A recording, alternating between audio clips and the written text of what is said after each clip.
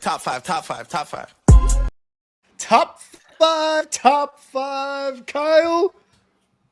Top five. Going into week 15, we've got Thursday Night Football going on right now. It is a barn burner 3-3 between the Rams and the 49ers. I don't think any of those teams are going to be on our top five, Kyle, but let's get right into it. I started last week, so I'm going to let the man from Wisconsin take the floor. Wow. The man from Wisconsin. I don't know if I've gotten that one.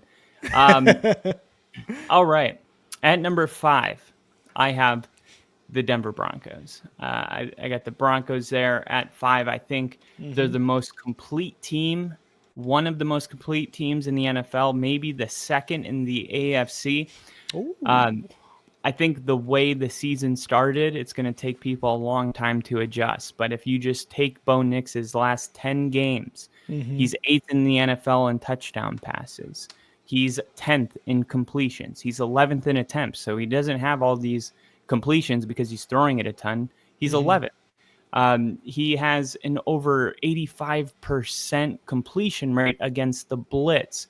He had a 6-game stretch where he only turned the ball over one time. He's the only quarterback to do that in a 6-game span this season.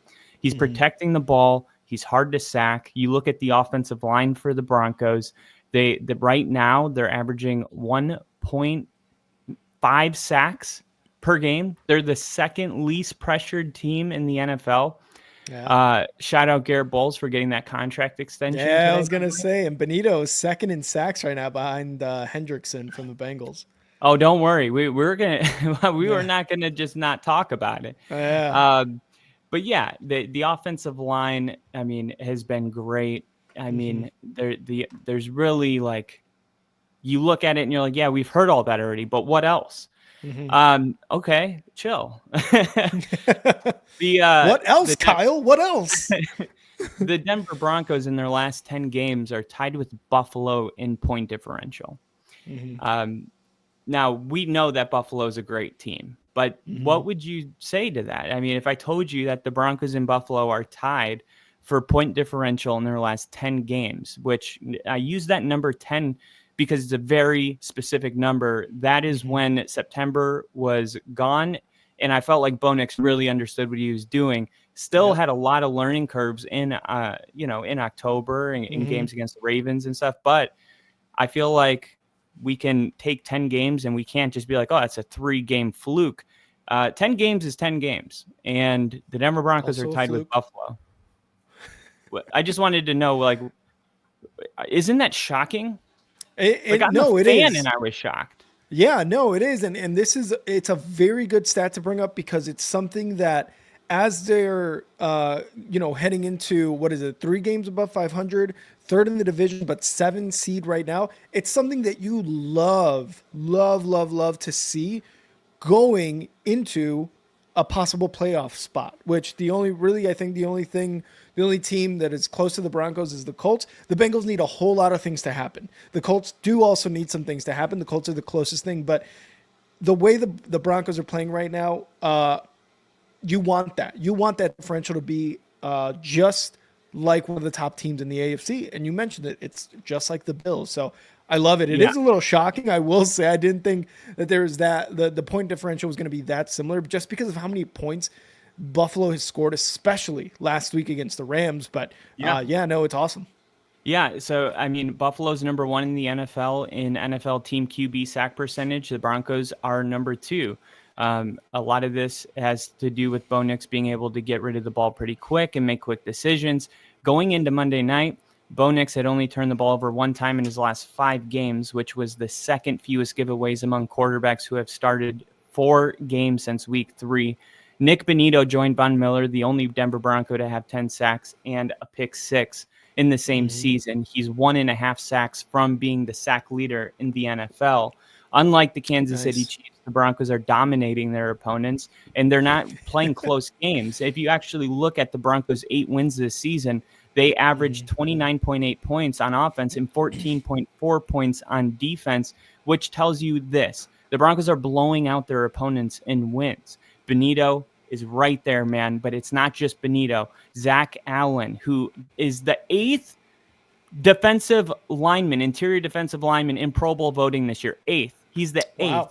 He is number 1 in the NFL in quarterback pressures. He has 49. Chris Jones is second with 47.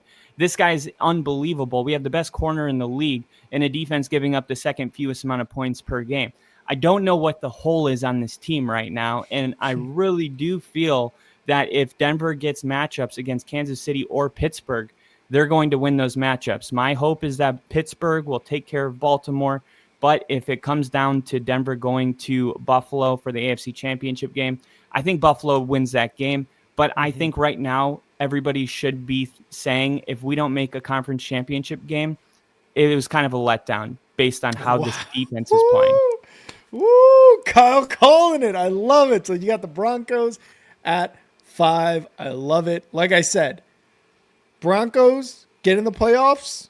I'm putting on the Broncos hat, putting on the Broncos Surtain jersey, and we're going to have ourselves an awesome super wild card weekend here on the Only Football Podcast.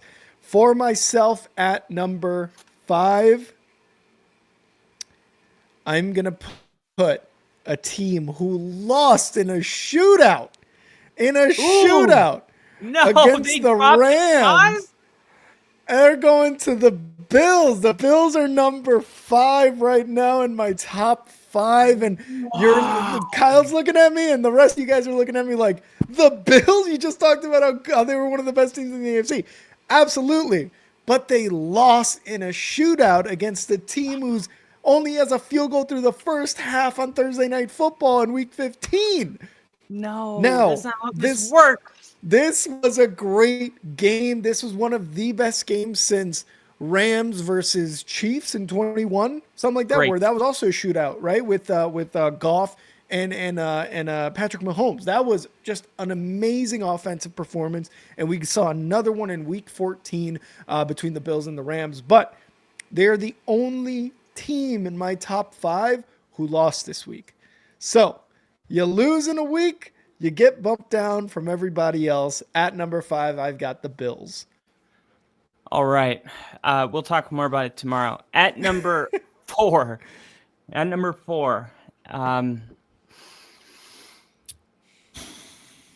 This was tough for me, but I got the Eagles at 4. Ooh, and you and me?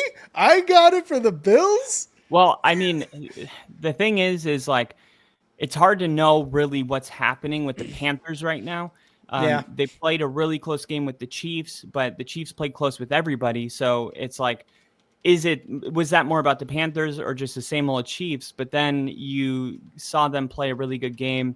I mean, their last 3 weeks, they've played very competitive football. They lost all of them, but they got to feel like moral victories. Like there's no moral victories when you're, where, like, for instance, the Broncos are. There's no moral victories. But when you're with the Panthers, when you're where they're at, where they're trying to figure out if Bryce Young's really going to be the guy next year, and he's out there showing why he was drafted at the number 1 spot, and he's going toe-to-toe and arguably outplaying guys like Mahomes and Baker Mayfield, there are moral victories. And not to make this about the Panthers, but the Eagles, unless the Panthers have really turned like a massive page, what the hell happened to the Eagles in this game?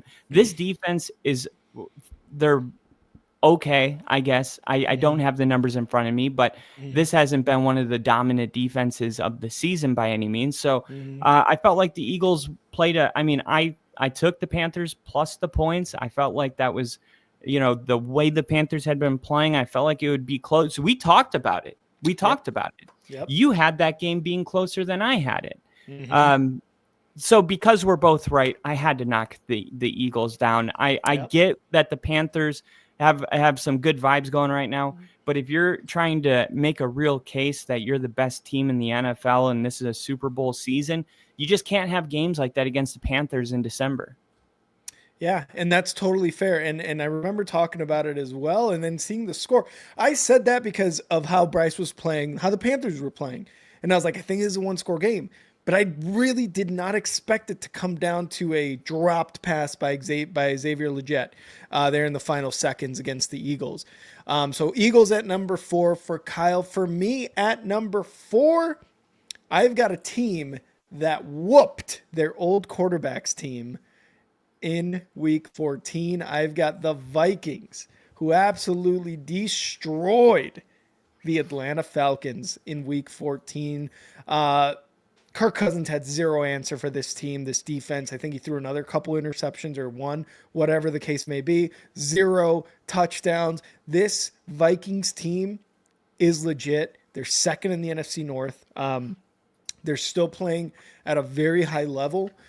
There's been some games where the defense isn't as dominant or as, I guess, puzzling is the word for certain quarterbacks. Obviously, they've got like 5-6 games to look at for tape now.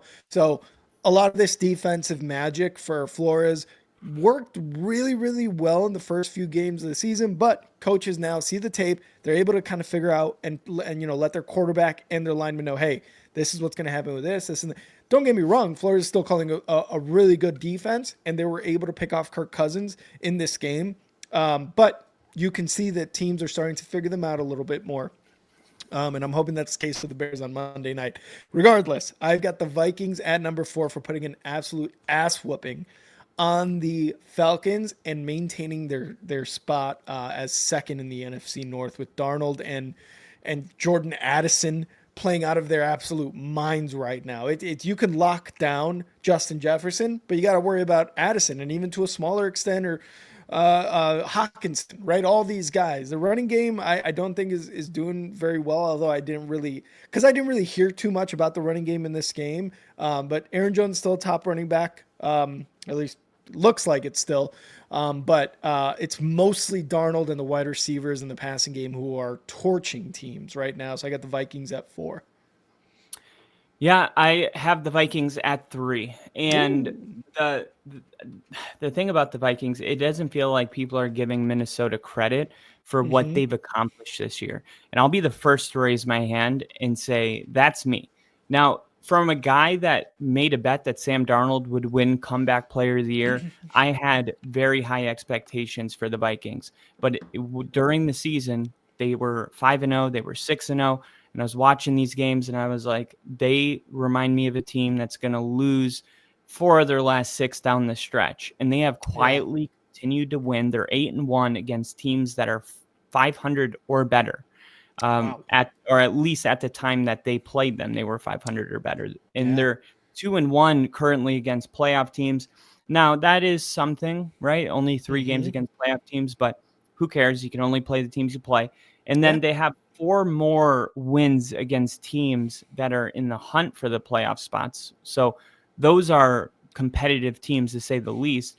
But Sam Darnold threw 5 touchdown passes. Like, it's insane. I felt like the game that just happened, right? Kirk Cousins' revenge game, people called it. And we'll talk about what Atlanta needs to do tomorrow, because I don't know how much longer. If they wait any longer, they're gonna be done for the season. But for the Vikings, I felt like the 5 touchdown passes was pretty much what do you call an air horn, where you have you pull the thing. What's that thing called? Oh, like a megaphone? Megaphone. I felt like that was a megaphone. Like, hey, what about us? We're 11-2. Yeah. Why is no? Everybody's like, yeah, the Vikings are a top 10 team. What if they're a top 3 team? Okay, because I'm sorry, but to make it to this point in the season and only have 2 losses means that you're a very, very good team. Okay. The Kansas City Chiefs have made it this far without a loss, but look how much different those games look. Has Mahomes had even one game that even resembled what the Vikings just did on Sunday? I don't think so, no. No, he doesn't. and the Vikings, man, the defense, the one area, I think they're 29th in passing defense, but there's as a whole, as one cohesive unit, The Vikings don't have a defense I'm concerned about. I think that Jordan Addison is really coming into form in his second year. Justin Jefferson's arguably the best in the league. Aaron Jones, man, he can do it all. He can line up as a receiver, and the head coach really understands ball. The Vikings are one of those teams that we know they're going to the playoffs, but guess what? Nobody's even considering the fact that if the Vikings win the rest of their games, they're going to the playoffs if Buffalo beats the freaking Lions on Sunday. Oh, yeah, that's right. That's right. So, and guess what? Buffalo, you really think they're dropping 2 in a row? Hell no. Ooh. So Buffalo goes to Detroit and handles their business. And then Minnesota wins their games, which I went through them all. There's none of them that are like, no way. And then week 18, they play the Lions for the number 1 seed in the NFC. And it's like this whole season, I was like, surely at some point this narrative will fall off. And it hasn't. And it's time that we give them the credit they deserve. This is the Vikings right now. They are the 3rd best team in the league. Yeah, and I was right there kind of with you. I was like, when's the other shoe going to drop? Like Sam Darnold's got to return to form. It's got to turn back into a pumpkin, right? And here we are, week 15, talking about how they dismantled the Falcons with 5 touchdowns from Sam Darnold, and they are now in the running for the number 1 seed in the NFC if some things go their way. So Kyle, with the Vikings at 3, for me at number 3, I've got the Eagles. They're down a spot from last week. I had them last week at 2, so they're down a spot because of a really irregular game they played against the Carolina Panthers. Now, again, we gave credit to the Panthers, how they've somehow, after Andy Dalton they sat Andy Dalton, or he got hurt. Bryce came in. He started playing a lot better. So Bryce Young has got the Panthers believing in him again, and the Panthers fans, as well as his coach, the staff, his team members, all that stuff. He has got all them believing in him again. The Eagles, on the other hand, have got some issues. They're like, the fact that they only won by 6 points, and that was because Xavier Legette, dropped a would-be touchdown pass at the 1-yard line. It's a little scary. And then after that, you've got A.J. Brown talking about it's the passing game. That's the problem. Now you're starting to have issues with Jalen Hurts and your number 1 wide receiver, and maybe Devontae Smith, and now Nick Sirianni. Like, the thing with Nick Sirianni, it's still probably at that stage where it's like, yeah, he's my coach, I do what he says. Like, it's still that type of relationship. It just hasn't come out, this late in the season, because winning solves a lot of problems. Now, they won again on Sunday, but it was a close one against the Panthers. So I think that there's some stuff going on there, and it may cause some issues. But right now, like I said, winning solves everything. It was a close game against the Panthers. A lot of teams nowadays have a lot of close games. All 3 NFC North teams against the Bears. The Bears are 4-win team. And all 3 of the leaders, the Packers, the Vikings, and the Lions, most notably, had really close games against the Bears. So every team has this. But the thing is that the Eagles just like say it out loud, and it's like, no, keep that shit in-house. But regardless, they go down 1 spot for me. They're still a top 5 team, and I've got them at number 3. All right, at number 2, I got the Buffalo Bills. Now, I believe I had the Bills at 2 last week. I might have had them at 3. 2. Yep. 2. Yeah, I felt like there was nothing not to love about that game besides, of course, they lost. But I feel like understanding matchups is very important in the context of like not overreacting to games. Now, I know that you had your opinion on this one. I think you dropped Buffalo to 5, right? Yeah. But the offense, the way that the offense was able, obviously the defense was having a day, but I think on a much deeper level, it was more about Sean McVay constantly rising to the occasion. I called this my upset of the week last week. I was expecting the Rams to punch Buffalo in the mouth. It's a far trip, to fly from Buffalo to LA with the time zones. And then you got the Rams who are really well coached, and they were prepared for this game. And this was the kind of game where like the Bills could have gotten embarrassed. Every good teams, it happens. Good teams lose. Even the best teams in the NFL don't go undefeated. This is only the Bills' third loss, and it's their first loss since like week 3, or week 4. So what am I going to make out of this? Yeah, they were due for one, but they've been due for one for like 6 weeks, and they constantly kept winning. And the way they lost this game was like, no, Josh Allen was putting the team on his back. He was not going to let them lose this game. Yeah. And that's what I love to see. And if you really if you were a Broncos fan and there was one team that you didn't want to play in the playoffs, it would be Buffalo. It would definitely be Buffalo. The game, the loss, it all sucks, but Josh Allen's MVP odds have gotten better since the loss. And it's because he did something no one's ever done. The Bills are going to be just fine. If they got embarrassed and they couldn't score points or move the ball, we could talk about dropping them. But for me, Buffalo's Buffalo. They're good. They're great. I like it. Yeah, no, I like it. And I'm going to have a similar argument for my number 2, which you're not going to like. It's the Kansas City Chiefs. The Chiefs at number 2. Kyle is leaving. No! Kyle is leaving. No! Oh, Kyle absolutely loves my pick at number 2. I got the Chiefs, man. They went up against a very, very tough Chargers team, especially on defense. And look, it wasn't a... The Chargers are like not even good right now. But they've been good. They've been good. I don't know what's going on with them. And they only won 19-17. Like, I'm not saying doink. Because of the doink for the division. Exactly. Like, this is the black magic. The doink for the division. I forget who was calling that game, but they called it the doink for the division, and it was great. I was like, I love it. That like sums up the Chiefs. Yeah, I was like, only doinks go bad for the Bears, but go awesome for the Chiefs because of their black magic voodoo shit that they do. Absolutely. Yeah, I think it's Taylor Swift paying off the refs. I don't even at this point, it's got to be Taylor Swift. Anyway, they put up a good game against the Chargers. What's that? Rage bait. Rage bait. I'm gonna post that as a Taylor short Swift paying off because there's like 5% of people out there that are like, yeah, I know, right?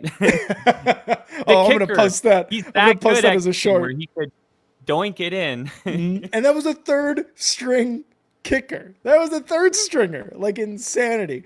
Either way, the Chiefs keep winning. They stayed at 5 for a while for me because, look, a lot of their wins were unimpressive. But against a very good Chargers defense and a division rival in the same week on week 14, like a win is a win, especially when you go up against a top defense and a division rival like that. And that's why I have the Chiefs at number 2. Kyle, 3, 2, 1. Lions at number 1. Go ahead. Yeah, Lions at 1. The Chiefs kicker, it looked like, College Game Day with McAfee when he picks a student to try to kick the 30-yard field goal. I mean, like, that kick looked like exactly how those kicks look. That's fair. And that's funny because that's like, you won the division with that kick. That is just like a clip that summarizes everything. Yeah. But the Detroit Lions, man, they got a good coach. He understands this team. He knows when to push them. He knows when to pull back. The defense, they were beat to hell. This team in a whole, like Dan Campbell, the offensive coordinator, and Ben Johnson, and the quarterback. What the Lions do better than anybody in the NFL is that they have continuity between the head coach, the OC, and the quarterback. And you just can't underestimate what that really means. they have these plays. Each team has it. It's like a package of plays. It's like, just like 6 plays. It's their favorite plays. And basically, Jared Goff goes to the line, and if he sees the defense that he wants for these packages, he audibles to those special plays, and he has the permission to do it. Everybody is on the same page at all times. There is no confusion. The Lions execute at the highest level, and of any team in the league. They have the best running back besides Saquon Barkley in the league. But if you really look at the 1-2 punch, it's really big, because as you get to this part of the season, Saquon Barkley is going to start to get, the tread on the tires gets worn down, and the body itself just takes so much damage that it's hard to stay healthy. You'll watch 2 straight drives. You'll see a whole quarter where Jahmyr Gibbs or David Montgomery only had 2 carries. Yeah. The Lions are able to preserve their best players by having those 2, which I think ultimately, I don't know, it could be a better recipe in January than what the Eagles are doing with Saquon. Saquon's definitely got the better story, and it's more exciting. But what the Lions are doing strategically, it might pay off in a better way when it comes to the AFC Championship or NFC Championship. The defensive side of the ball, they're doing what it takes to win. They're doing what it takes to win. It's a complete team. There's no holes. Dan Campbell's the favorite to win Coach of the Year. I don't think he should win it this year. I don't like Leonardo DiCaprio winning an Oscar for his 5th best movie. I don't like Dan Campbell getting the award because he should have got it last year. The Detroit Lions are one of the most talented rosters in the NFL right now. So, I mean, what is he getting Coach of the Year for exactly? What about like Dan Quinn and the job that he did with the Commanders? I know this is biased, but Sean Payton taking a team that was supposed to be the worst in the NFL into apparently a really good team, right? I mean, this is what Coach of the Year has always been about. But that's not because I don't like Dan Campbell. It's because he should have won it last year. And arguably, this is a hot take. I think he should have won it the year that they went 8-9, beat the Packers week 18, because that season they actually started like 0-7, and Dan Campbell kept that locker room together through 2 seasons of never winning. And somehow the Lions were playing so hard and so tough. We forget about that. This is the same team. And those were really the remarkable years. Right now, they're in cruise control, and we'll see if anyone can stop them. Yeah, you mentioned the defense and how there's really no holes, or just no holes on the team, and the defense has had just a plethora of injuries. And Aaron Glenn, the defensive coordinator, and the guys who step up for your like a Zadarius Smith, who's stepping up for Hutchinson, right? All these other guys, they're rookies stepping up in their rookie seasons for this defense. It's just remarkable what they're doing. Like, the Lions have had so many injuries and yet have not slowed down. They have not slowed down. It's just incredible what they're doing on the offensive side. I mean, you said it. Amon-Ra St. Brown, Sonic and what's Knuckles? Sonic and Knuckles, Jared Goff, Laporta, all these other guys, Penei Sewell on commanding that offensive line. This team is number 1. They had a very close game against the Packers in week 14, but they came out with the win. Now, the injuries may catch up with them. Hopefully not, because if you're a Lions fan, you're listening to this and you're like, I hope the injuries do not catch up to us, especially week 15 and on, right? Because you're expecting to have home field advantage throughout the playoffs if you just keep winning throughout the regular season. But right now, going into week 15, the Lions are the number 1 team. They have got a hell of a game coming up against the Bills. But hey, it's going to be 2 Titans going up against each other, one in the AFC, one in the NFC. We're going to see a really, really good game, whether it be a defensive struggle or kind of like an offensive shootout they had with the Rams, the Bills, like they had with the Rams last week. But it's going to be a great, great game this Sunday. And yeah, Lions are my number 1. Kyle, you got anything else? 24-27 Buffalo. Ooh, he's already calling it. And the last thing about that is that the Detroit Lions, they're due for one. That's all it is. That doesn't mean that I might not even drop them next week from number 1, even if they lose. I mean, you look at how hard it is to continue winning, and look at their last 3 games. It tells a story if you look at it. Their point differential is +8. Houston is +7. Wow. New Orleans is +5. They're like 10th in the league. So they're winning their game. I mean, they won their last game by 3 points. They're winning by very close. In comparison, the number 1 team right now in their last 3 is +17. Denver. Then it's Tampa +13. Green Bay +12. Buffalo +10.7.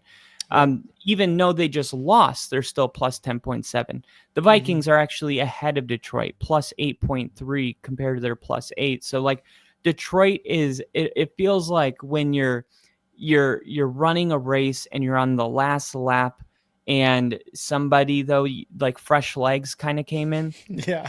And second like win. all they need is to just lose. And that might be the best thing for this team, because you need that reset. You know what I'm saying? Yeah. Yeah. It's hard to just keep winning. Like you almost need a loss to just be like, all right, this is what it feels like to lose. Yeah. We hate it. Yeah. And then gear up for the game. But Buffalo just had that. So this is like how the Rams did Buffalo. Buffalo's about to do Detroit. And they're both going to be 1-2 next week anyway. Yeah, I could see that too, because there's a lot of pressure to continue that winning streak if you're the Lions or any team for any winning streak, right? 3 and 8, 3 in a row, 4 in a row, 5 in a row. So I kind of agree, especially when you're able to take that loss, but you also want to continue winning to get that home field advantage, because you got the Eagles on your heels and you've got a division rival, the Vikings, also on your heels, hoping you lose so they can then take a win and maybe try to leapfrog them for that home field advantage. But totally get it. Totally get it. Now we're going to give you guys a little something extra. Kyle, right now, currently, Thursday Night Football, 4th quarter just started. 49ers 6, Rams 3. Who are you taking to take the dub? Ooh, hard to predict with a score like that. Nobody's moving the ball. Sounds like the 49ers are going to win. Yeah, there's been a ton of punts. I'm also going to take the 49ers, but just thought we'd add that in there. Just At least to give I our know prediction. we didn't miss anything. Yeah, exactly. It's been a 9-point game with at least 15 punts. It's like a Big Ten game between Iowa and fucking Wisconsin. I think I didn't place a bet on it either. Well, there's our top 5s there on the bottom ticker. Thank you guys so much for joining us for this top 5. Top 5, no debating. Top 5.